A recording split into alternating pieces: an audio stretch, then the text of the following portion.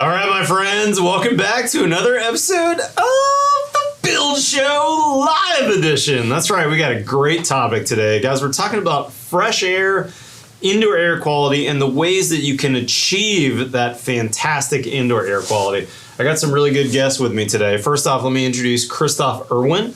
You guys have seen him probably in the past. We've been longtime friends. He is the head guy at Positive Energy, the official founder / head engineer, I would assume would be your title. Christoph at Positive Energy, who does probably 90% or 95% of our mechanical designs, our manual J's, plumbing designs, layouts, all that good stuff. Really, really good consulting engineering company. And with me on my left is Travis Rausch. Hopefully I'm pronouncing that correctly, Travis. Yep. With Broan, who's sponsoring today's webinar.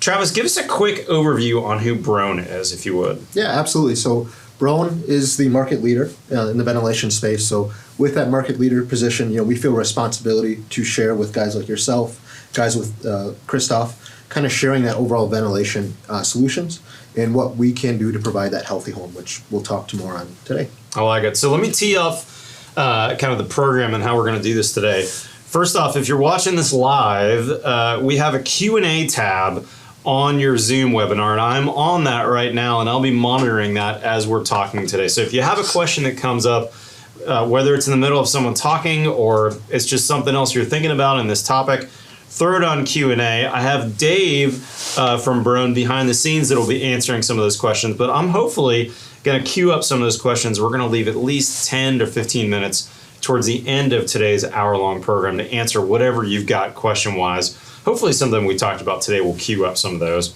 Don't use the chat tab. I won't be monitoring that. If you're watching this later and this is not a live event, sign up for our newsletter so you can get notified when we do these. About once a month or so, we do these Build Show Lives. I'd love to have you join us live.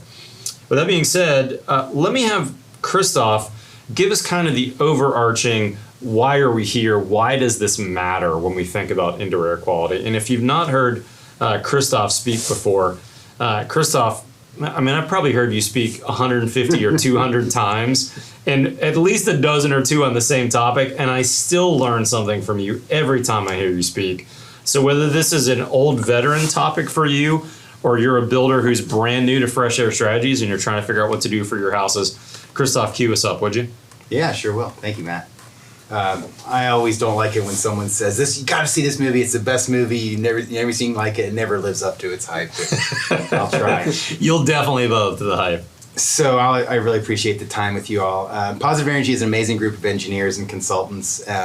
We are the ones who know that the process is really important. Who says what to who, when, and how is so important, and it's underappreciated.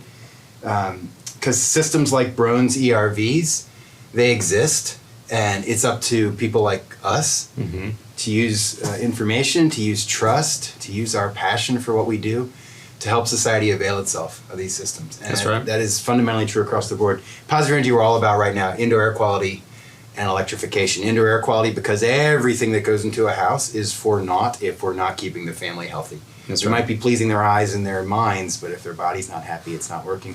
And electrification is similar for broad societal benefit. So Matt asked me to basically make the case for healthy indoor air.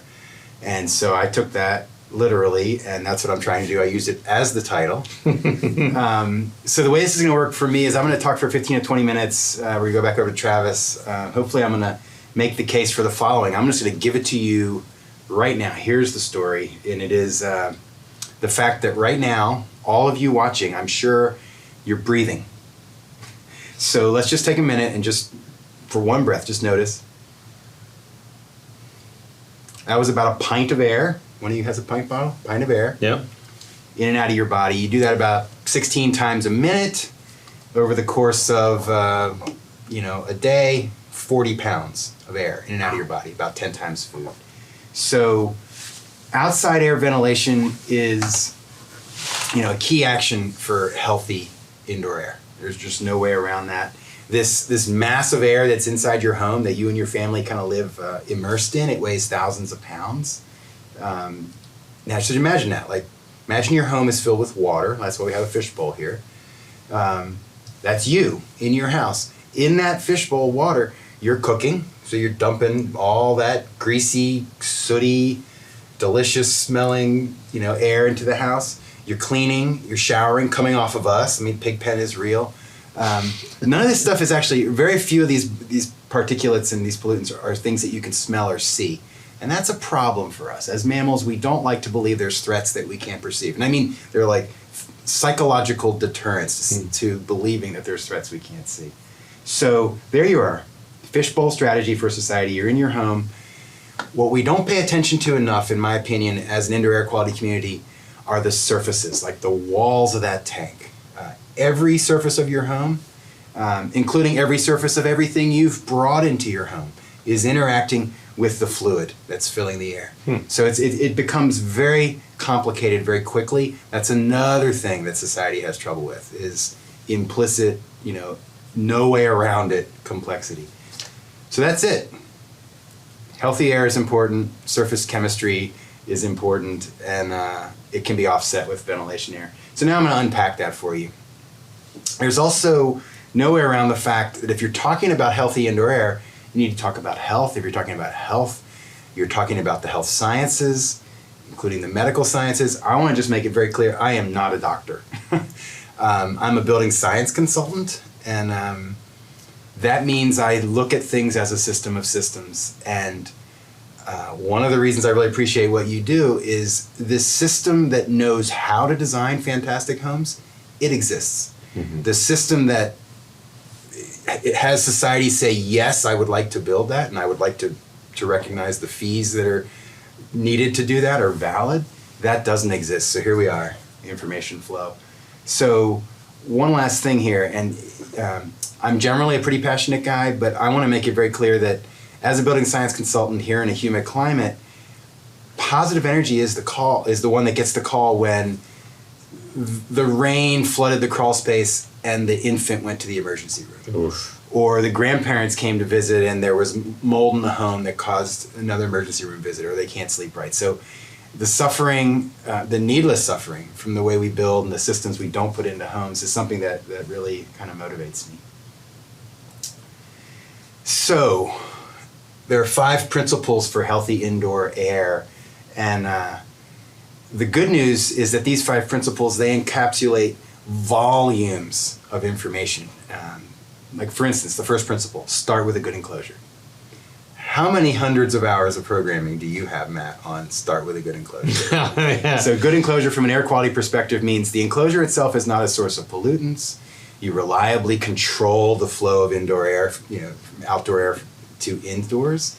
That is the first principle. It's huge, right? Just use it as an example. Minimize indoor emissions. The rest of that statement is of pollutants. As soon as we say of pollutants, a pollutant is just a substance until it in fact impacts something that's alive, like an ecosystem or us. We are ecosystems.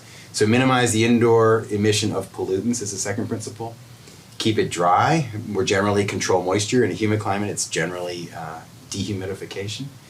Today, that's why it's in orange, ding, ding, ding. Today we're talking about ventilation. That's one of the basic principles. And the last one is filtration. Capture the pollutants that are in the air. So there are 5 principles. We can follow them. And I think the thing I want to leave you with on this is, let's follow them. This is a huge opportunity for the industry that we're part of that delivers conditioned space to society. Right? This is a huge opportunity for us. People are paying attention. So here we are. One of the projects we worked together on, Matt. It's one of my houses. Yeah. Are we allowed to say who the architect is on this? Yeah, I think so. This is Alter Studio Architects, fantastic group. They have been working with us for more than 10 years, and they're fantastic at anticipating the needs of the mechanical designer. So yay to them. What I want to point out here, though, is this is an owner experience. This is a client experience. It's a visual, spatial experience. Everyone knows that. Everyone knows it's an economic experience. It's also a health experience, right? What's in the air that you can't see can be affecting your health. And what it is that happens when a home is built is people that are trained to do so basically select and arrange materials. That's what's there, right? Those are materials. They've been arranged to create that experience. And my question, kind of to lead things off today is like, who curates the air? Who is it that selects the air, right? The answer is no one currently. I do want to point out that there's a range hood here remote blower, the sides on that range, where that range is, that could be very helpful for trapping pollutants. They could be closer from an air quality perspective. But getting back to this idea that when you're building something, it means you're curating materials, and you do that to create experiences for your clients, right? So who is it that's curating the indoor air? Currently, it's no one. I really believe fundamentally it needs to be like those of you that are watching that are owners, that are developers, or anyone who sits directly across the table from an owner or a developer, we need to be saying to them, hey, the next boot to drop in the industry is this invisible mass of air that you live in, right? It really is important. So it's anyone that's in direct contact and those owners and developers, because fundamentally we need to be asked for it. Quick aside here, those dust motes, it's a beautiful word, that you can see, those are not the issue, right? We'll talk about that right now. So there's a lot going on here. Those of you that are looking at this at home, maybe zoom in. I want to start with that where it says health effect and the two red lines, right? So you see where it says handled by body's natural filter on the right, and to the left, most negative health effects, right? So the most negative health effects logically are the ones where the particles get past your native filters and your mucous tissues, but now look up from handled by body's natural filter. Look up to visible by eyes, right? You see that? That line visible to eyes, it is not hitting at all where the most negative health effects occur. That's a very important point. Now, we're not talking about filtration today. So that's all. That's the only point for ventilation. If we're talking about filtration, there's more on this slide. So this simple slide here, talking about particles in the air, it's actually more complex than it might seem, because what's happening is you could have two gas molecules moving around like a gas, Brownian motion. They stick together. Now they move differently in the air. When they move like a particle, we call them a particle. Then some UV hits them and they blow back apart. Now they're gases. And so like COVID virions, back when COVID was a huge impact on society, they would ride into our body on particles, right? So they were carried around. So particles in the air, our nose has, cilia, has little hairs in it, has mucous tissues. That can control the most coarse particles. Beyond that, it gets down into our lungs. Our lungs have a problem if we go past 2.5 micron or smaller. And what's really kind of like intense are these ultrafine particles, also known as nanoparticles. Some experiments have shown that gold nanoparticles, 30 nanometers and smaller, which are arguably quite small, go, 3 words you don't want to hear, direct to blood, right? So you breathe in these small particles, and a few minutes later, they can be measured in your blood, right? So this fishbowl that we're in, it is not just outside you. Let's just be very clear on that. The fishbowl is in us. We are immersed in it, and we're taking it in. Well, remember the pint, right? Literally. 16 times a minute. You're like, thank you. And where does that go, right? I'm glad you prompted that, right? When you breathe, where does it need to go? Simply every cell in your body. Okay.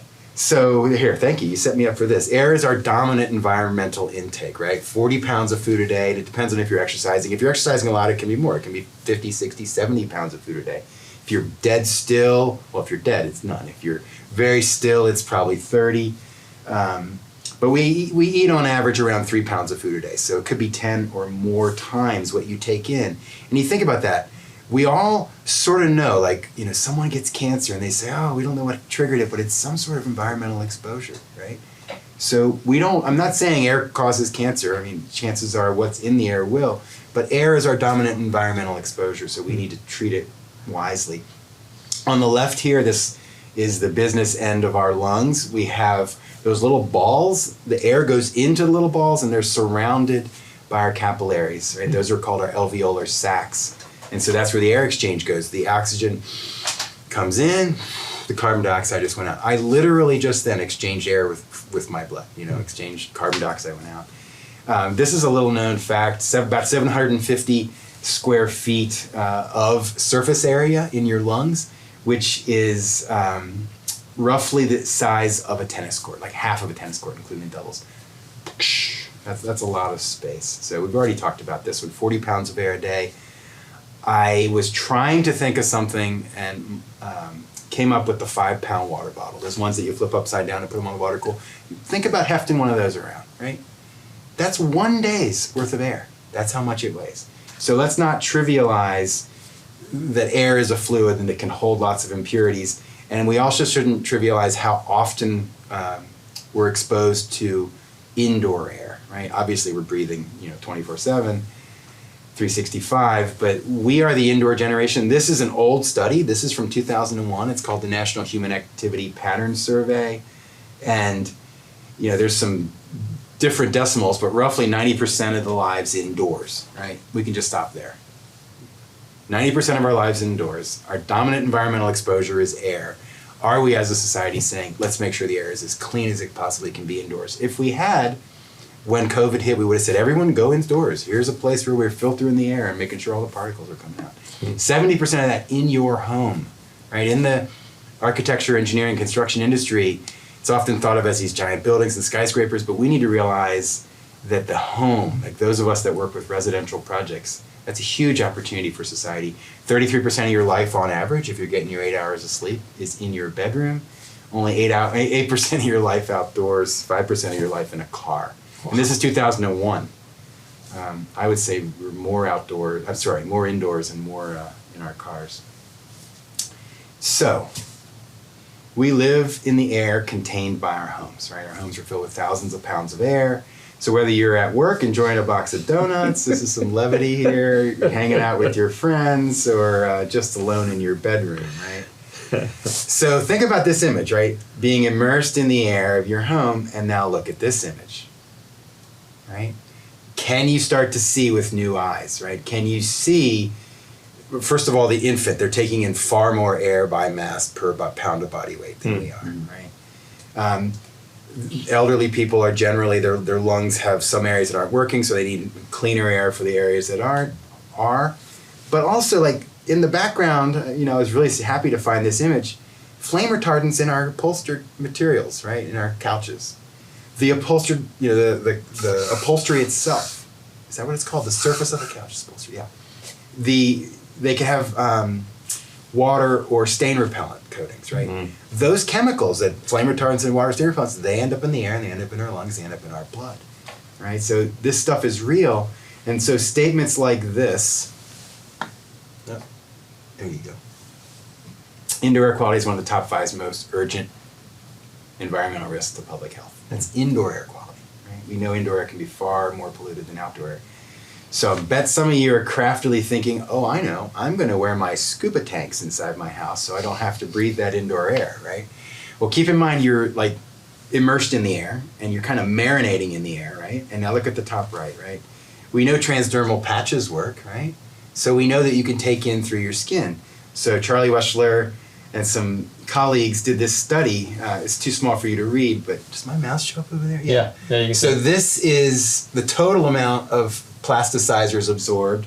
This is how much was absorbed through the skin, and this is how much was absorbed through breathing, right? Again, total skin breathing with a different phthalate, right? So these are plasticizers, basically. So what we breathe obviously goes into our blood, but you don't even have to breathe it, right? For certain types of molecules. It's just getting absorbed through your skin, right? Is what that slide's showing, isn't it? Mm-hmm. Yeah. So we live in the air contained by our homes, and this interesting thing is, like, you'd say, oh, I live inside a house, right? Well, you don't really live inside the house. Like, name a part of the house. You'd say walls, floors, ceiling, right? Well, you're next to this. Like, I'm adjacent to this wall here. So in the reality is we live adjacent to our homes. We live adjacent to our walls, floors, and ceilings. And where we live is in the air. And it's these simple things that are always true, so we don't think about them. It's just the way it is, right? And here's an interesting thing. What happens on our walls, unfortunately, does not stay on our walls. So here's a fish tank. I had fish as a kid. I had a lot of trouble. I did too. Algae on the walls, right? So I'm trying to point here to the biofilms that coat everything, but coating all of us right now. In fact, I am a bacterial symbiote, and so are you, a microbial symbiote. I am composed of trillions of living beings, and all the surfaces in this room. And so what you need to realize is those biofilms, the chemicals from cooking, they're interacting with each other. The microbes are eating the chemicals, so they have microbial metabolites. That gets in the air. We don't seem to talk enough about the fact that what's in the air is on the walls, and what's in the walls is in the air, right? And the accurate way to talk about that is indoor air chemistry and indoor air microbiology, which are interwoven, and indoor surface chemistry and indoor surface microbiology, right? So this is a big sort of paradigm shift that we're being asked to absorb as an industry, as an aspect of society. The fact that these invisible things could be impactful for our health is not something we go, oh, that's good, I'm glad to hear that. And we're in the midst, literally, of a revolution in indoor air quality understanding. And it comes from here, these next-gen genetic sequencers, these NGS machines. These are ultimately about personalized healthcare, right? So you, Matt, would take a different pill than you, right, Travis? So combine those with these PTR, these proton transfer reaction time of flight mass specs, so very sensitive mass spectrometers that are sensing in real time what's in the air without destroying it. Or they kind of do destroy it, but they can see what it is before they destroy it. Both of these machines have been around for quite a while, but they generate huge volumes of data such that you would need like tens of thousands of grad student researchers to find the needle in that haystack. Well, enter big data. Thank you, Google. Thank you, Jeff Bezos, right? So combining those machines with big data, suddenly we're like learning so much. In fact, you've reported on HomeChem. It's a few. That's right. It's right around the corner from here. Yeah. From here. At the and so the data campus. collected in HomeChem, that experiment, just Google, HomeChem. It's like it sounds. That data was collected over the course of a week, maybe a couple weeks, and that represented like a doubling or a order of magnitude increase in all the previous data that had been collected, right? So that's where we are. So combine this with these sort of new, like not new fields of science, but fields of science that are now in a vigorous state because of these machines, these omics, they're called the omics. So metagenomics, epigenomics, metabolomics, proteomics, glycomics.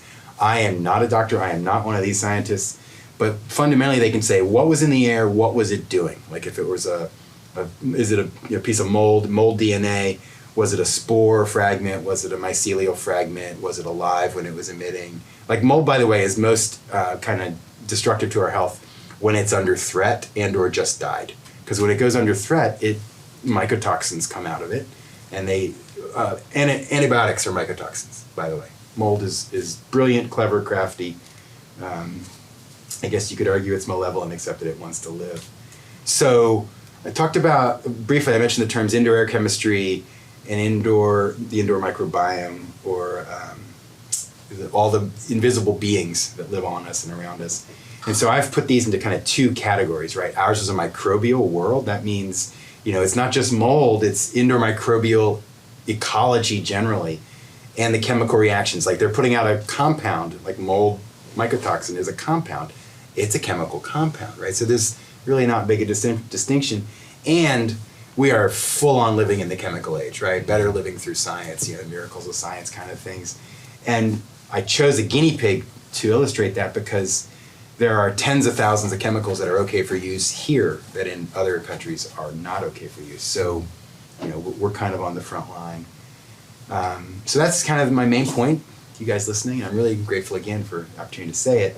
Now we're going to kind of get back toward machines and equipment. I am a mechanical designer. We do MEP, we do enclosures, we do resilient energy and water systems. When it comes to HVAC, I truly believe that what we call a normal HVAC system, right? We might describe it as good, better, best or something, but the normal one, it's really a downgrade on what should be there if we start to think about, look, this system needs to do a lot more than just heat and cool my house. It's fundamentally right there. Anyone who's buying and building a house, right, it needs to do a lot more than just heat and cool you, right? It needs to filter, ventilate, and control humidity. So downgrades are you don't have a good enclosure, you don't have a duct design, and or you got a duct design, but they have very leaky air distribution systems, right? Notice human body, right? Air, these two holes. That's the only spot. I don't have leaky duct systems. So ineffective filtration, particulate capture, ineffective moisture control, lack of makeup air, and then here we are today, right? Imbalanced ventilation, although there are products available that do that. As long as it's supply side, I suppose you could say. But generally what I would say is balanced ventilation with heat and moisture recovery, right? It's simply like, hey, you're building a house, skimp on something else, then the quality of the air you take into your blood 16 times a minute, right? That's sort of making my case. And healthy indoor air is a super important material to get right. I think that should be clear by now. And outdoor air ventilation, right? The fluid in the fishbowl. Obviously, that's very impactful from all those emitted pollutants. If you can constantly be changing that fluid, right? We even have a term, air changes per hour, ACH. So it's essential for healthy indoor air. There are a lot of people that kind of mockingly say, oh, dilution is not the solution for indoor air pollution, right? I agree and disagree, right? I agree that dilution is not the solution. To say that you don't need to bring in outdoor air, that's obviously wrong too, right? Toilets don't just swirl, as John Stroud likes to say. So let me give one quick example on that really has clicked a lot of things together in my mind before I get Travis talking about some solutions. I remember very vividly, I was in Steve Basic's black Chevy truck in outside of Boston 5-6 years ago when I first met him. We're driving down the highway and we're talking about the importance of air sealing. And he cracks his window on his truck and says, Matt, it's 10 degrees outside. Does it make sense for me to put this window up or to leave this window cracked and just deal with the issue with my heating and cooling system, with the controls on the Chevy? And I started putting two together. This doesn't make a lot of sense. Like, we should close all the windows in our car and then our heating and cooling system. And then he says, now what if I park the car? If the engine's running, I'm getting some fresh filtered air and I'm pretty comfortable. Now, this engine, of course, on my Chevy truck's probably more than I need just to bring air in, but it's got to run for that fresh air to come in. Now, I turn my engine off. We're sitting here in the truck. It's a beautiful day out. Maybe it's even cold out. How long does it take to get uncomfortable? Not very darn long. I guarantee you, if you're watching this webinar, you probably have taken a Zoom call in your truck over the last week. And you probably had to keep your truck running to be comfortable, or you cracked your windows, right? You didn't leave your windows up in your truck. And the same is true with our houses. And when we think about fresh air systems and the options for fresh air, it's not that we should do some fresh air, it's that we must provide fresh air.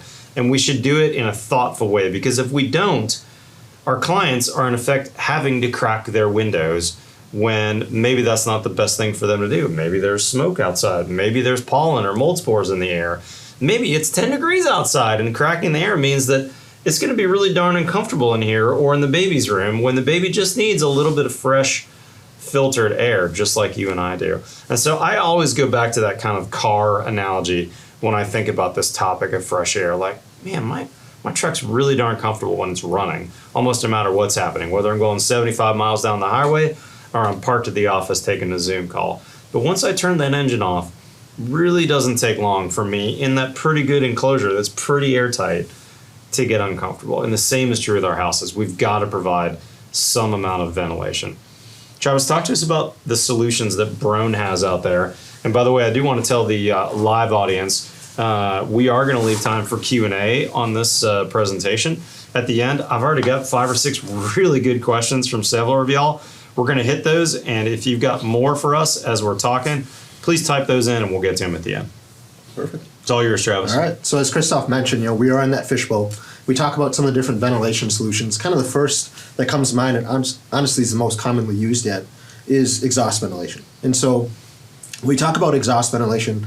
I'm not simply just talking about a small bath fan taking care of your powder room. We're talking about whole house ventilation. And so this could be a continuous low CFM running fan. Mm-hmm. With this, though, as that image shows, as that building envelope gets more built tight, where that fresh air is coming in is becoming less and less known.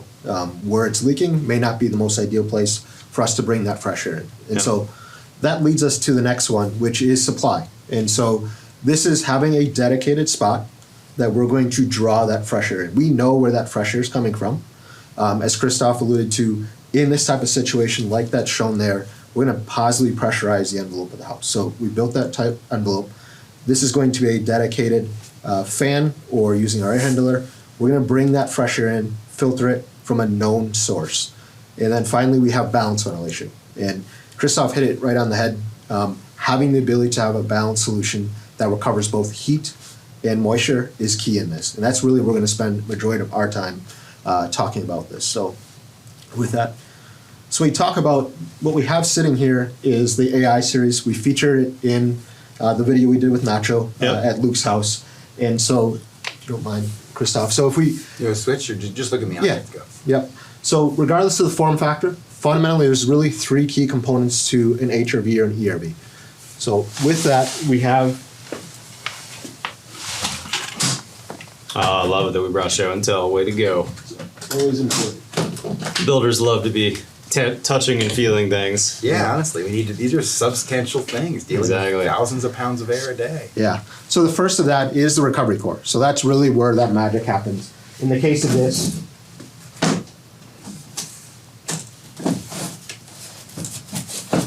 we'll show here. So this is really where the air streams do their magic. So there's hundreds of thousands of little air channels within this core, and we're going to bring that air in from the outside. We're going to filter it first, and we're going to bring that air. We're going to take the stale air out of some known spaces within the house, have those two exchange within this core. So as I mentioned, we have two blower fans. This is going to be both pull that fresh air in, and then we're going to take that stale air out of the house, and that's what's really going to move that air through this core. And then finally, we have, as I mentioned, the filtration piece. And so this happens to be a MERV 13 filter. There's a number of different grades of filters you can use. This is truly your first line of defense when it comes to that fresh air. So we have a known source. We may not always be in the best areas, California, Colorado, where those wildfires are. This is truly your source of that defense and filtration. And just to be, not to be too crude, but like, if our bodies are taking in fresh air, most of the time we breathe, it's coming in through our nose, right? Sometimes I breathe through my mouth when my nose is stuffed up, but most of the time it's through my nose. This same unit has a nose, and that nose, just like we have hair follicles in our nose, this is that MERV 13 filter. So we're taking out whatever's in the air that needs to be filtered down to a very, very fine, I forget the exact particle size that a MERV 13 is. Can I put you on the spot? Do you know what it is? The efficacy depends on, there's actually a dip around 0.3 micrometers, and so smaller is better and larger is better. But the point is, it's going to filter out quite a bit of whatever's in the outdoor air, which could be on it for us in Texas. I'm pretty allergic to cedar pollen. So when those cedar trees are shedding their pollen, I don't want that pollen, that kind of greenish looking pollen that I see all over my truck. I don't want that in my house. That filter is going to help filter it out. On just a regular old day, there's a lot of mold spore in the air, depending on what's happening with humidity and rain. It's going to filter that out. It's going to take all those contaminants out before it sends it into this core. And I'm sure you realize this already, but this core sends the air near each other, but not actually touching. The air channels are separate in that core. And depending on whether it's a heat recovery or an enthalpy, which is an ERV, it's either just simply moving the heat, the sensible heat load between the indoor and the outdoor streams, or it might be moving the heat load and the sensible heat, which is basically moisture in between those two loads. I hope I didn't steal your No, you didn't your steal my thunder yet, but certainly just like what Matt was saying, again, I mentioned it, hundreds of thousands of these little air channels. Just as Matt was saying, those two air paths are not touching. There's these very fine membranes within the core material. There's a lot of science that goes into the core material itself, how it's selected, how it holds up over time. And so just as Matt was saying, again, we have that thermal exchange. In the case of an ERV, we have a latent exchange as well, if you don't mind, Chris. So we talk about HRV, so heat recovery ventilator, simply a sensible transfer. So we are going to take that cold air out from the outside. I'm up in Wisconsin, I'm heating my house. We're going to have that transfer through so that we're tempering that air before it enters our home air handling system, wherever it might be. Next is an ERV. So we have that sensible piece, but then we add on that moisture vapor, that latent piece. So there's a physical difference between the core materials with these, and with the energy recovery or ERV, again, we add that latent piece. And so this core with all the surface area that's in there is where we're retaining that moisture within that core, ultimately taking it back to the outside. Yep, exactly. Yeah, I think it's super important to note that we're relying on simple or inexorable, reliable laws of physics to do this exchange. There's just a fan in there. There's no compressor in there. So these core materials, just in the what seems relatively short course of my career, the sensible recovery efficacy and the latent recovery efficacy had like nearly doubled. Wow. It is profound. Like you could take a 100-degree incoming air, 75-degree outflowing air, and under the right conditions, you can get, instead of 100-degree coming in, like 78, 79-degree air coming in. Wow, that's amazing. Yeah. That's pretty cool. And yet, we're like, I'd rather have an iPhone. And I do have an iPhone. And they're actually about the same price as a new iPhone, Sorry, actually.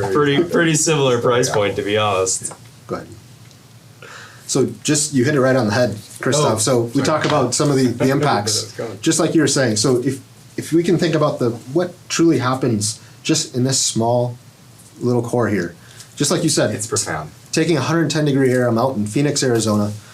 Yep, he was right on. And he's showing it, 110 is showing as at 83 Yeah. Right. with this particular Yeah, unit. I was using certain specific conditions the Yep. best possible. So same exact thing. We're going to take the stale air from our house that's filled with those pollutants. We're going to make it do some work. And all that work is done through this core. We're going to separate it prior to with that filtration. And ultimately you get that end result, what's being shown there. And as those temperature differences become larger, so the difference between that 110 on the outside and that 75 on the inside, as those temperatures differ, we're going to continue to recover more and more. So it's actually more effective as those that delta becomes larger and larger. Just like you see in that bottom example. I mean, Wisconsin, we were at -13 around Christmas time for about a week straight. My ERV was running that entire time, and I was reaping the benefits of having that pre-treated air. And if you didn't do that, you'd be paying your heat pump to bring that air up to temperature. Yeah, that's right. Yeah. Next one. And like you were saying, Matt, too, and Christoph, the core technology, 5 years ago, an ERV in Wisconsin or even higher up, our defrost, how far we've come in that defrost cycle, how far we've come with the materials, has allowed us to take that technology and continue moving north with it. Yeah. So it's not just... That's one of the selling questions to- we've got we're going to answer in a minute, is Yeah. when to use an ERV versus when to use an HRV. Yeah, honestly, like I said, with the technology and the core materials, our defrost, I mean, that border just continues to move forward, further and further up. Would I suggest if you're living with the polar bears? Maybe not yet. That's why we have HRVs. Yeah. But certainly we're seeing more and more ERVs moving their way further north. So, And we can touch on it afterward too. Yeah. Keep going. Yep, same thing. I bet this is going to be latent. Yep, and so when we talk about latent, again, as we hit on earlier, thermodynamics, what's happening here, in that humid climate, we have that fresh air coming in, we know it's hot, we know it's humid, there's not much we can do about it, but let the core do something about it. And so we're gonna take our conditioned air from the inside, our air conditioner's done nice job, our dehumidifier's done a nice job bringing down that humidity inside the home. Let's go ahead and make that do some work and take that humidity, what would have come in untreated, and take it back to the outside, ultimately providing a much more comfortable overall temperature of the house. And we'll get up into the 80s with our dew points here, by the way. So 69-degree dew points, like, oh. Yeah, And, 62 is quite good for indoors. yeah. And the opposite can happen. So if we're in a very dry climate, That's funny. I never this think is the about big that. That news, makes right? a lot of sense, doesn't it? That you'd Yeah. actually use an ERV in a dry climate because you're trying to retain some moisture, Exactly. right? The moisture to come in. Am I and understanding that stay correctly? in. Yeah. The moisture from breathing and showering and cooking. We want to maintain that Stay in the here, house. please. Yeah. Yep. I don't want to be 12% moisture content in my house. So it's going to be Exactly. crazy dry. yeah. So let's keep it a little higher. Yeah, there's a number of case studies we have from like the Phoenix type Right. market, exactly that, where they're That's really experiencing interesting. such a difference just because we're retaining just a little bit more of that moisture that, And that's also happening as not just dry climate, but cold weather climate, right? That's another Yeah. reason that core technology and defrost cycles have allowed ERVs to move into places just a few years ago that were HRV dominated. Yeah. And, thinking of information flow, you installers out there, pay attention, right? I know you've been saying H forever, but now it's time to say E. there you go. RV. ERV. Next. Yeah. So we've talked about these different systems, and you hit on it early, Christoph, on the system itself is how do we automate this indoor air quality process? We can ask homeowners to change their filters. We can ask them to turn on the range hood. How often does that truly happen? I'm a personal victim. My wife doesn't like the noise of the range hood, so we're cooking without the range hood on. So, and I know there's things happening. Gas I don't cooking's want to been be on the news happening. a lot recently. Yeah. So that's where we as Brown are taking that next step with a system called Overture. And so it is a fully automatic process. So there's a few pieces of different hardware, sensors that we can install throughout the house. and it all interacts with a central phone app. No additional hub is required. So we can place a simple wall control sensor right by my kitchen range hood, as an example. That can pick up a number of different things within the air. It can sense that and tell my range hood to turn on automatically, so nothing I'm interacting with. I don't have to worry about if my kids are using the shower, not using the bathroom fan as they should be. Same thing, we can have those sensors mounted in those areas and let the system automatically take care of turning on your exhaust fan, turning on your range hood, activating your fresh air system to maybe boost into high speed. So maybe you have a party over and the CO2 levels are rising quickly. That type of technology is going to pick up on that, and let's boost my ERV that I have in my house up in speed, evacuate, bring in fresh air. So it's a fully automated system once all the components are installed. And again, it is truly, once the installer does it, they can hand over that app to the homeowner, but they can also, if they want to, they can keep that app or keep that information for it and monitor what's going on inside their houses. So we've had a lot of interest from new home builders truly wanting to know what's going on inside their houses. If there's something I need to be addressing, they can use low VOC panes. They can be doing all these things, but let me get some data to show what is it I'm truly doing to provide that healthy home. Absolutely. Have you used that at all? Have you seen that before, Christoph? Yeah, we're speccing a range of different control systems, but I think the idea that you don't leave it up to the homeowner to decide whether they're going to have healthy air in their home or not, or to your wife's point, like just automated. Do a remote blower so it's quieter, and we could talk about gas cooking maybe a different time. That's that's a great one. Can of worms. Yeah. Just 2 quick points. You brought up cars. You brought up vehicles. Like, y'all think about cars from 40 years ago, 50 years ago, right? Radically different today. First of all, electrified today. Mm-hmm. So, second of all, you mentioned cedar allergy. I suffer from that too, tree pollen. And you don't know whether you got the flu or you got an allergy. Yeah, right? That's right. So it's really bad. And so I want to be very clear. When you are having health impairment from negative indoor air quality, you don't go to the doctor and they say, "Oh, I'm sorry, you have indoor air quality disease." You just don't feel right.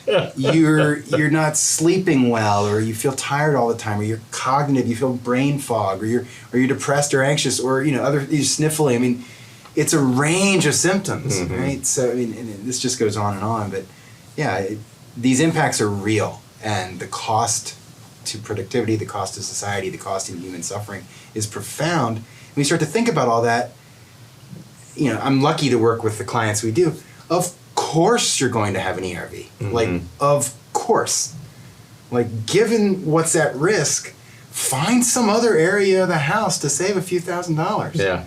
Right? Like, I don't know, lights or sorry, I shouldn't say anything at this point. You should. Let me take that question right there and tee it up to you, Travis, to say, is this a couple $1,000s, or what is the range of cost on the burn solutions? You talked briefly about, we've got this exhaust only strategy, which I think a lot of homeowners have used over the years, and that's where I started, frankly, was a continuous duty bath fan that had a motion sensor and kick into high, and my house leaked where it leaked, and that was my ventilation in the house that I remodeled in 2005. I didn't know any better. And then for a while, I was bringing in fresh air through my dehumidifiers, which is a better system than that. I've never really thought about positively. Way better. I've never really honestly thought about positively pressurizing, but I know that there's a lot of national home builders that are using that strategy, using your equipment. Will you talk about that briefly, what that looks like, and maybe even, if you're willing to, what generally does that look like cost-wise? Yeah, so it's truly dependent on the labor content, the materials, how you're going to install it. If you do a fully ducted system like we did at Luke's house, certainly there's a lot of more materials, labor involved. I'm talking about not a ERV, sorry. I'm talking, maybe I misphrased the question. No, just positive. If I'm just positively pressurizing the house and I'm just using one of your positive pressure fans that has a filter on it, what are we talking for one of those guys? Probably fully installed, probably around $500. $750. That's pretty. And you get air from where you know where it came from. That's the biggest exactly thing. Right. It's coming in from a known source. No offense, but a little bit of offense, right? Like, it shouldn't be on a title that says ventilation solutions. That's a ventilation problem. I mean, it's coming from who knows where. Full of desiccated cockroach skeleton, chitin, which we're terribly allergic to every time your ventilation system kicks in. It's not a great solution. Can I say it's a terrible solution? I think that's fine. That's your opinion. There's nothing wrong with that. I do like this positive pressure one. If we're really talking to builders from all economic backgrounds, I saw Scott True, one of my buddies, is on the call and asked a question. He builds houses in Bastrop, but he's selling for $300,000. He's probably not going to put a $10,000 ERV system in, but I bet he can, and probably already does, put a $500 system in that's going to positively pressurize the house. Now we know where it's coming from. We can filter it and let it leak where it leaks. Yeah. If he would allow to later install an ERV, right? Provide some connections, the space, the power. That's actually the same pretty thing with a interesting. dedicated dehumidifier. I mean, a lot of our clients are, it's tough right now in the market. Prices are crazy. Yeah. So we're saying, fine, we're going to show a spot for it. That's a great. I never thought about that on ERV pre-wire. That's genius. It makes a lot of sense. You have to think about the ducting, and this gets into a whole. I mean, there's so much to say about ERVs. You can use. If you had a full in-ground basement or a conditioned attic, though, it wouldn't be that hard. You're talking about 2 additional, maybe 4 or 6 inch ducts out of the house. That one you'd use to bring air in, and one you'd use to push air out. Maybe 8 inch, depending on the size. It's getting into all the rooms. I mean, that could be a possibility, though. It's definitely doable. The simpler the floor plan, the more doable it is. That's fascinating. You guys also make a whole line, and we didn't even get into it here, of ventilating dehumidifiers too, though. We do. That could be an option as well, especially if you're in the hot, humid south, which is a better option than simply doing an exhaust only or a supply only type strategy. Any idea of where you think one of those guys lands cost wise? Again, I know I'm putting you on the spot here, but it's more than that $500 mark, but it's probably less than a full ERV install, right? Yeah, you're probably in that $2,500 to $3,000 with product installed. Again, it really depends on how they're installing it. Yeah.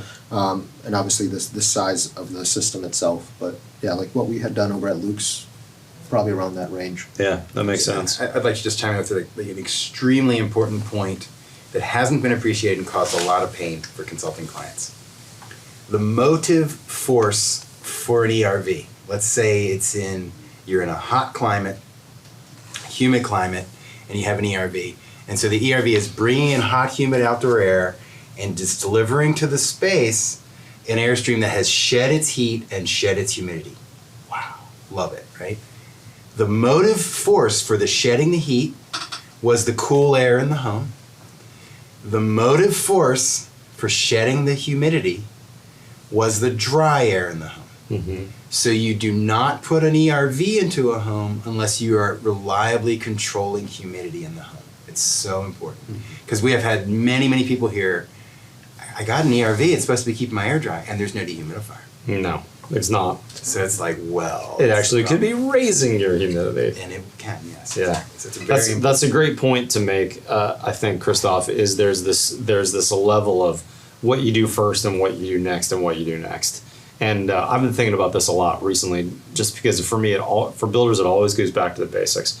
We need to manage water first. If you do nothing else well, you should make sure that your house sheds water, that your windows are not going to leak, that all your penetration in the building are flashed properly, that you have head flashes on, and that your building is not going to take on water. Because if water gets in, forget the rest of this, we got problems. We got either rot, we got structural failures, we got mold, we got lawsuits happening, you got a problem. Next is air. We need to make sure our houses are really airtight, because if we're not managing airflow well, that air that leaks in is going to bring it with it moisture, and we always find when we remodel houses mold on the back of drywall that's probably from an air leak. And so we need to take care of both water first and then air, and then let's get the rest of the enclosure right, and then let's put a good HVAC system in, not an awesome one, but a relatively good one that with good distribution. And then let's think about dehumidification if we're in the south, and then let's figure out a good, better, best strategy. And ultimately, hopefully you took Christoph's encouragement today to say, hey, we should be thinking about better or best systems. If you're watching this, you're probably not building a $50,000 or $100,000 house. You have the ability to do better, but maybe that starts, if you're a builder who's building multiple houses, maybe that starts with a $500 strategy from Brown that means we're going to positively pressurize the house and we're going to filter that fresh air. And we're going to have a system that the homeowners can actually maintain. I don't want to get off this topic of cost though before I ask you the other $1 million question. You know, when we talk about these AI series and some of these other systems, what are we talking about? Is this a $10,000 install for one of these units? Yeah, I mean, we see on a national level, again, depending where I'm at, anywhere from $3,000 up to $6,000, $7,000. It's truly dependent on what is all you're going to do to duct it, where's it going to be put. But yeah, I mean, that's kind of where we sit. So even the architecture can be sympathetic to ventilation systems. Yeah. So these are pretty darn affordable systems, Travis. This is absolutely. This is certainly equipment that a lot of Americans could afford in their houses. Absolutely. I mean, honestly, you know, you're talking about the things that the builder needs to control. The hardest one are the inaccurate stories that the owners bring to that decision. They are like, oh, a house should cost this much and look like this and be this big. Well, no, like a home with bad air quality will cost that much and look like this, right? So I really think that if an owner if they were watch this video, or if they would really understand, no, simply the things that are vital to my health are simply the top priority, period. Yeah. Right? Yeah. And things you can't get to later, like your air distribution system. If it leaks, good luck fixing that. It's really hard to fix. Even with AeroSeal, right? You know, if it leaks, it's probably got mold in it. So now you have your healthy air delivery system that's a pollutant reservoir. Yeah.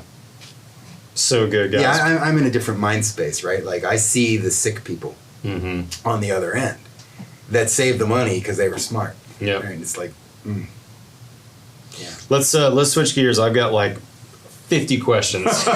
Okay. Actually 30. Yes, and they're no. all good ones. I'm hoping I'm going to get to a lot of them, guys. Here's a really good one.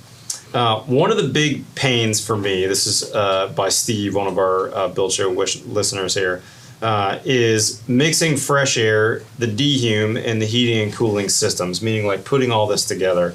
Is Brown making a fresh air system that works with dehumidification and makes the installation and commissioning easier?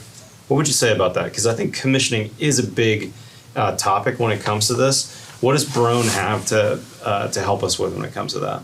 Yeah, so I'll kind of take that in a few parts. Please do. And feel free to take it and run with a little more too, because I know we didn't get into the commissioning on this thing yet. Yeah. So we launched the AI series that's sitting next to me. So it's a full line of HRVs, ERVs, in a number of different CFM ranges. And really, in our field feedback and talking to contractors, talking to customers, the commissioning process, the install process really was the key pain point for them. Yeah. And so we think about more the mass adoption of these types of systems.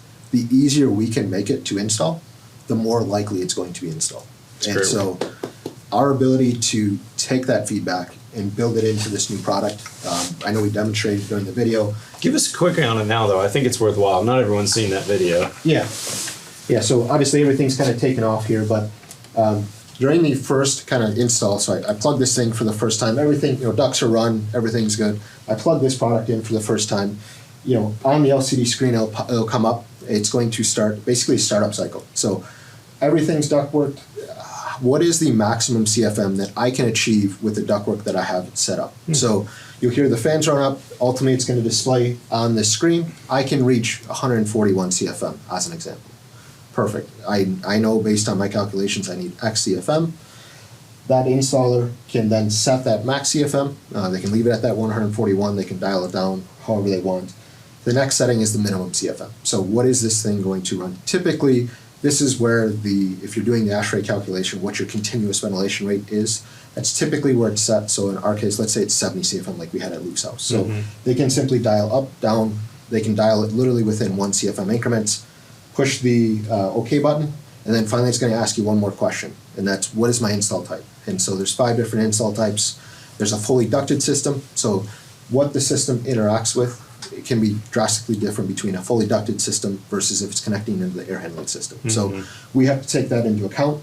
So you select out of those 5, and then your install is done. Your commissioning, that part is done. So from there, simply just on the LCD screen, set your speed, and away you go.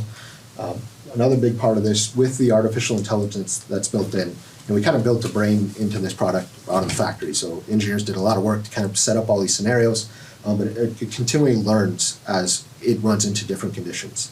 Like when we were at Luke's house, we found out the roof vent for the exhaust of this was taped off. Oh, yeah. And we were like scrambling, what's going on? So, we're able to show on the screen, hey, there's an error, what's going on? So over time, if the filter gets clogged or that exterior termination gets filled with who knows what, this system's going to pick up that restriction and is going to compensate by controlling those blower fans that we talked about earlier to basically keep that balance. That's pretty cool.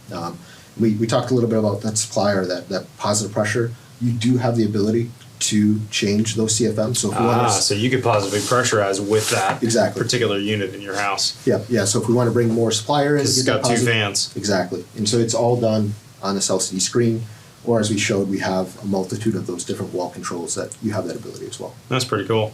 The AI, by the way, stands for artificial intelligence, and it's got a lot of kind of decision making that's done in the box for you by the computer, which is very, very cool when it comes to commissioning and making that easier. Yeah. And we're starting to see more and more needs for, let me know what this is doing. So like output of energy, so we can display what the watt usage, real-time watt usage is, not just in a perfect laboratory condition, but really what is this thing really using for power watt, what are we doing? Yep. And then obviously we can show, if there are problems with the clog filter, we can let the homeowner know, hey, you have a clog filter, it's time to do something about it. What is the rough running watts of that unit in some range of wattage? Do you have any do you remember what the tables show? Yeah, so when we were at like Luke's house, I think we were running around 70 CFM. I think we were using around like 30, 31 watts. So yeah, there's a CFM per watt metric. 2+ above is pretty darn good. Most codes are like the 1.2 CFM per watt, but you're going to see that number continuing to creep up for a number of good reasons. That's pretty amazing. So remember my example of running that V8 engine on the Chevy to be comfortable. That's pretty stupid. On the other hand, it's pretty smart to ventilate your house with 30 watts. That's not a lot of electricity. And the argument to be made that I've heard before is that's stupid to use electricity to ventilate your house. Just open the window or just build a leaky house. Well, the wind doesn't always blow. Remember that. And even if you open a window, that doesn't mean that there's going to be any transfer of air between the inside and the outside. So for a measly 30-watt penalty, for lack of a better word, now I've got fresh filtered air going everywhere in my house. That's pretty awesome. Christoph, Travis said earlier to this question, I want to hear what your answer is. Ken up in Canada says, where's the line? You said the kind of polar, if you got polar bears outside, you're probably going to use an HRV, but do you have any, knowing that you've worked on houses across the country, what's the dividing line for you between HRV and ERV, and what parts of the world should use one versus the other? Or is there any quick answer? It's answerable. Yeah, I mean, fundamentally, let me answer it like this. Let's say every hour of the year you say, what's the heat and humidity? And you drop a disc on a giant map that has heat and humidity. So you end up building, like there's a big pile, it's often this heat and this humidity, it's often this heat and this humidity. And then you stand on, I'm making a 3D contour map of heat and humidity. Ooh. And so I stand where I want my house, and I see that, look, it's often much more humid outside than it is inside, or it's often much drier inside than it is, outside than it is inside. In both of those situations, it's rarely the right humidity that I want inside my house. Those are both ERV climates, right? So a lot of the Pacific Northwest coast, right? So on the coast, Seattle, Portland, it's actually humidity-wise very close to what you want inside much of the time. So that is HRV territory. And then Travis probably answered correctly. You got to go very far north these days with new cores before I start to say it's HRV again. And that's fundamentally a defrost issue. And what is very far north? Is that all of Canada as an HRV zone? No. Not necessarily. Not southern Canada, where actually most of the population centers are. Yeah, that's true. I can't really answer that. You talk about defrost. So when does it have trouble staying defrosted, the core? So it's got moisture going through it. So if it gets air's cold enough, guess what happens to cold moisture? Mm-hmm. Yeah, freezes up. Yeah, I mean, we durability test these cores down at -31 Fahrenheit. So we run at a -31 Fahrenheit for the durability of this core. Pretty cold. Yeah, that's pretty So I cool. would have paid less cold than that. So So I'm glad I didn't say a number. I mean, cold climate heat pumps are revolutionizing heating, right? These are revolutionizing ventilation. Yeah. By the way, we were going a little long on this because these are fantastic questions. So hang tight with me. Hopefully, you didn't have an appointment at the 1 hour mark. But Christoph, this is a really good overall question that I need your thought leadership on. Paul Reynolds says, would you recommend a fresh air system on a leaky home? And he doesn't say new or old. We don't know how leaky. Or should you focus on a tighter envelope, assuming both couldn't be completed simultaneously? That is a great question. Yeah, it's a tough question. It's a hard question. So fundamentally, this ability to achieve positive pressure consistently is harder than it sounds, right? Because outdoor conditions impact the delta P between inside and out, wind flow. And that's going to occur depending on climate conditions. So, Paul, I would tell you to put an ERV in or a supply air ventilation fan in no matter what, because you're breathing 24/7. You want to know where that air came from. I would also tell you to put in some sort of full-time particulate capture for the leaky enclosure that's letting a lot of outdoor particulate matter and pollutants into the home. Both of those are treating the air itself and saying, okay, I'm immersed in this air, I'm taking it in my blood 12 times a minute, 16 times a minute, I'm going to take care of that, and then next I'm going to take care of the enclosure.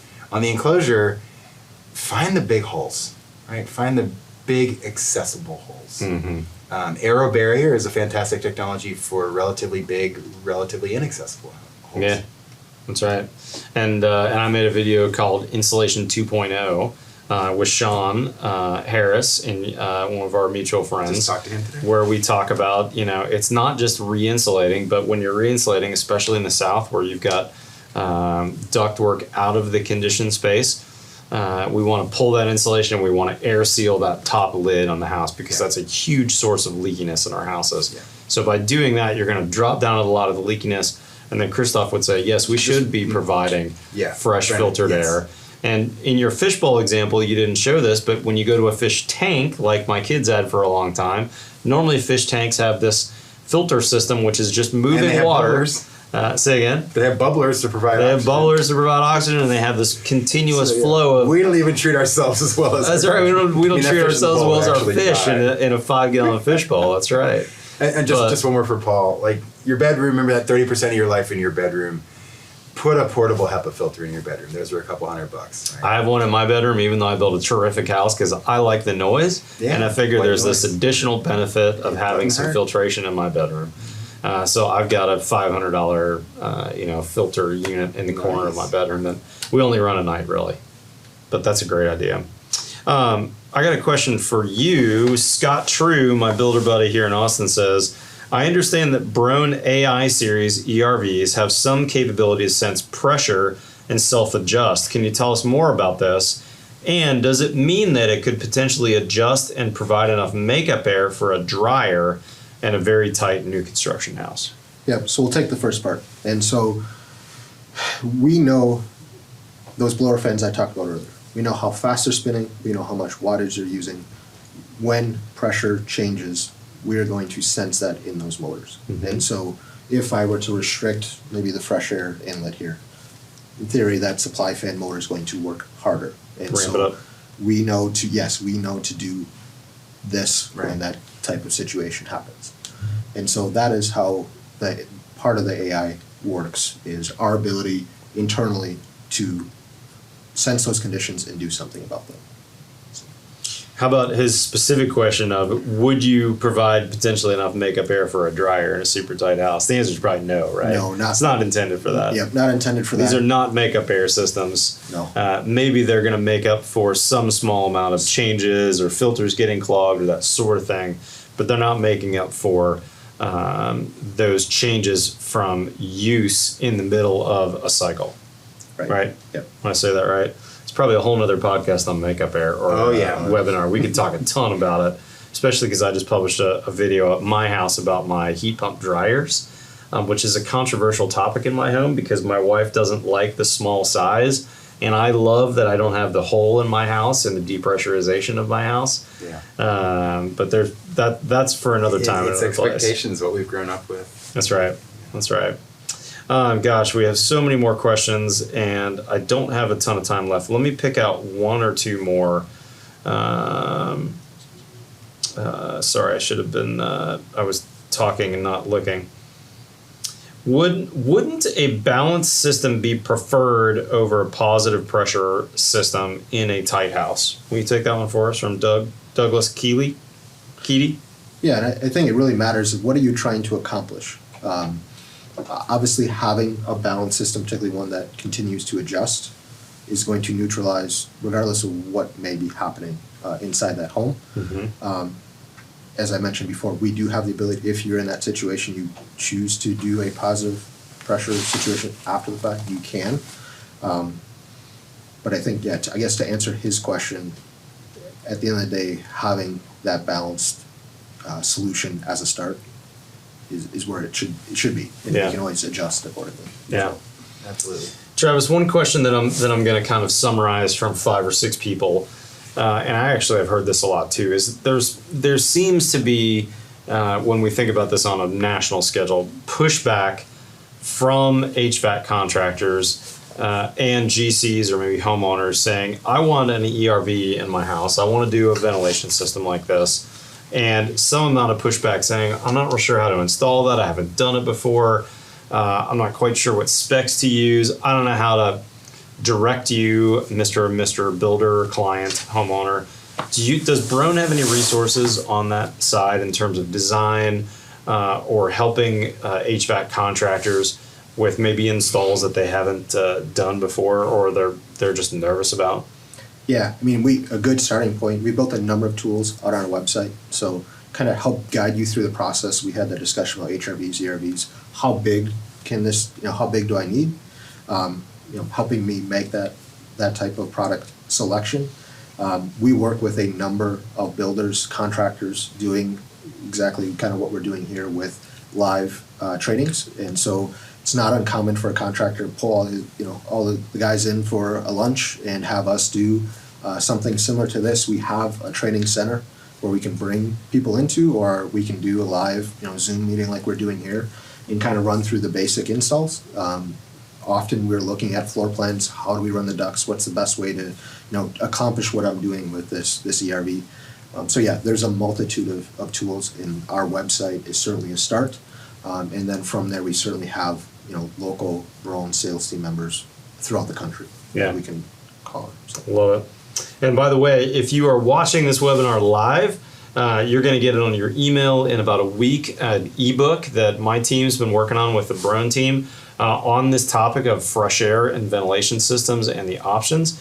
And if you're watching this later, wherever you're watching this, buildshownetwork.com probably, there'll be a link below that you can get that material either from the Brown website or you can download it from our website. But we should probably wrap up. We are getting a little bit long. Can I make one quick comment related to that? Yeah, final statements, It's please. so important to have good training available for the trades. And right adjacent to that is the state of the trades in this country. And it's an important topic to open up. It's not a comfortable, happy topic to open up. Fundamentally, you get the trades that you deserve in the sense that since the post-World War II building boom began, we have asked much of the construction industry how fast, how cheap, right? So that's a sorting function, and we have sorted for that for decades. Yep. And so now we're saying to these people, like with some exasperation, like, well, why can't you, do all these things? It's like, well, what have we been asking them for decades? So it's us. We get the trades we deserve, and I'm not. My heart goes out to these people. I don't want to other them either, so I'm gonna be careful how I'm talking here. I do want to end on this point though, because it's a really good point, Christoph. I remember you a long time ago on a slide from one of your presentations talking about how little percentage of the house cost to build is allocated to this heating, ventilation, and air conditioning line item. It can be 1% on some houses, 2%. 1 to 2% of the cost of building your house allocated to the HVAC system. I mean, typically it's more. I'd say it's maybe 3, 4, 5, 6%, but still 6% for the health delivery engine. For the lungs of your house. Did the engine in your car cost 6% of the car? It's crazy to think.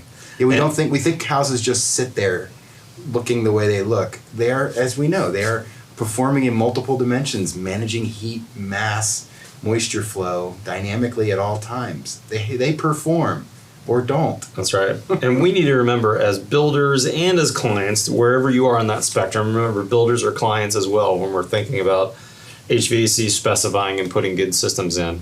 We're the ones responsible for deciding what I do and don't want to pay for. And when we push back on subcontractors, especially HVAC contractors, this bid price is too much, and we don't have the knowledge and understanding on how to push back that, they're going to simply give you a less good system with less good ducting or less good equipment, or very frequently throughout the entire U.S., we don't even put ventilation systems in because we don't have the $5,000 or $500 in the budget, or $50,000 maybe. I mean, I've put some ventilation systems in houses that were $30,000 or $40,000. You know, let's be honest. We build houses that are 2,000 square feet, and we build houses that are 25,000 square feet in America. So there's a whole range of costs here. This is not a discussion about $500 versus $1,000. I mean, this is a discussion about we need to allocate the correct dollars to build good houses, and not just what we've always built, which frankly in America is not very good.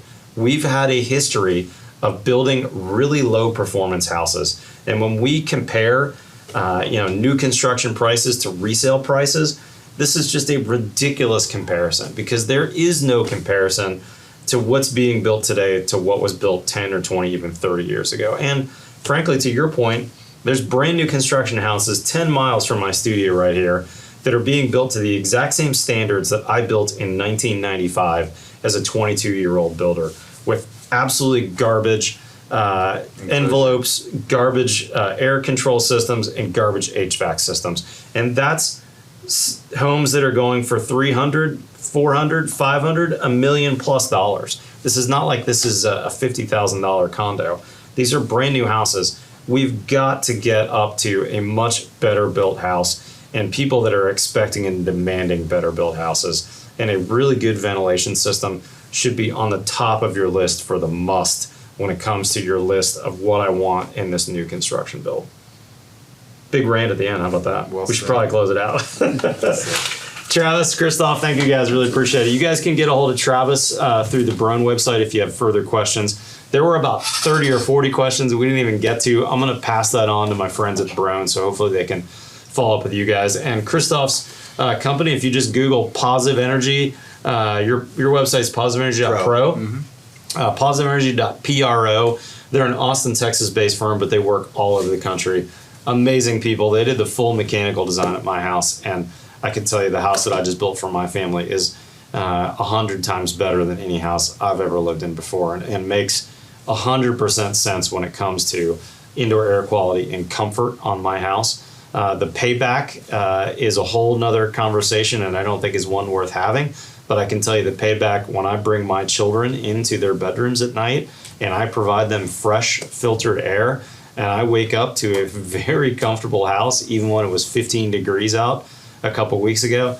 That's an incredible payback, and I absolutely love my new house, and I love going home to sleep in my new house. And these days I hate going to sleep in a hotel room because I know that the air quality is a whole different world from my bedroom, which is so good.